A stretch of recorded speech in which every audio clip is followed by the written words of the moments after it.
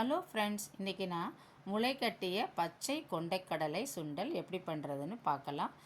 இந்த பாருங்க, நான் ஒரு 3 டேஸாக இதை ஒரு நாள் ஊற வச்சுட்டு ஒரு டப்பாவில் போட்டு வச்சுட்டேன் ஃப்ரிட்ஜில். ஒரு 3 டேஸ் கழித்து பார்த்தீங்கன்னா இந்த மாதிரி நல்லா முளை விட்டுருக்கு. இதில் நீங்கள் சுண்டல் பண்ணி சாப்பிட்டிங்கன்னா அவ்வளோ நல்லது ஹெல்த்துக்கு.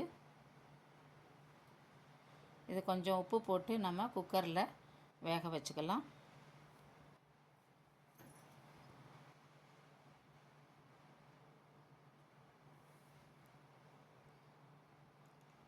ஒரு 2-3 சவுண்டு வந்துட்டு ஆஃப் பண்ணிவிட்டேன். இப்போ ஒரு கடாயில் கொஞ்சமாக எண்ணெய் விட்டு கடுகு தாளிச்சிக்கிறேன்.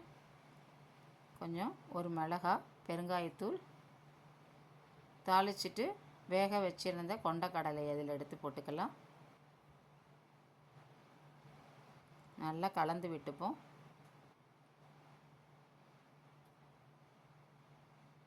கருவேப்பிலை போட மறந்துட்டேன், நீங்கள் கருவேப்பிலை போட்டுக்கோங்க. இப்போ கொஞ்சம் தேங்காய் போட்டுக்கலாம்.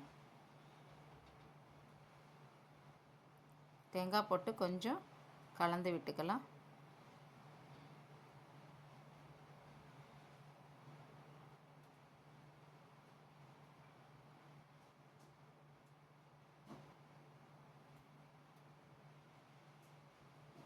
நல்லா கலந்து விட்டுக்கலாம்.